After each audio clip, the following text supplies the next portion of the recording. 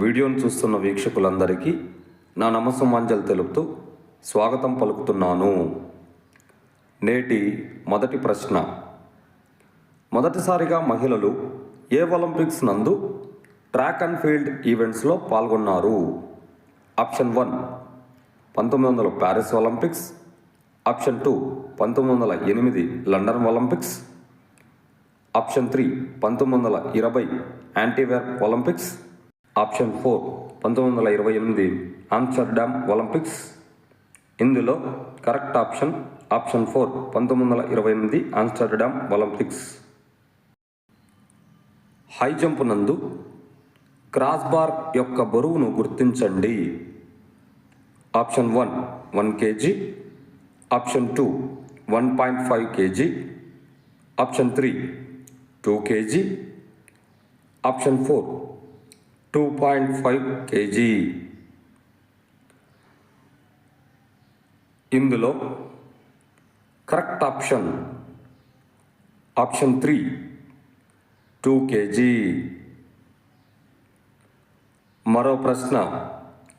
Which kick పద్ధతి అనేది క్రింది వాటిలో దేనికి సంబంధించినది?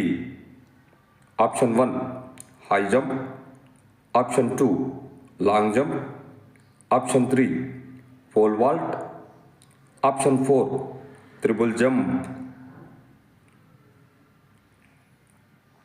ఇందులో కరెక్ట్ ఆప్షన్ 2 లాంగ్ జంప్. మరో ప్రశ్న. పురుషుల 110 హర్డిల్స్ నందు హడ్డుల యొక్క ఎత్తును అంగుళాల్లో గుర్తించండి.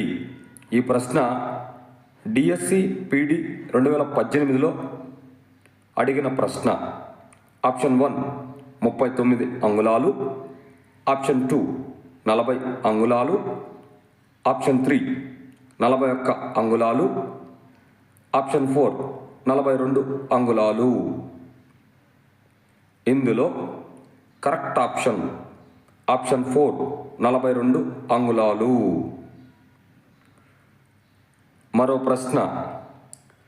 క్రింది వాటిలో స్కిమ్మింగ్ పొజిషన్ అనే పదము దేనికి సంబంధించినది?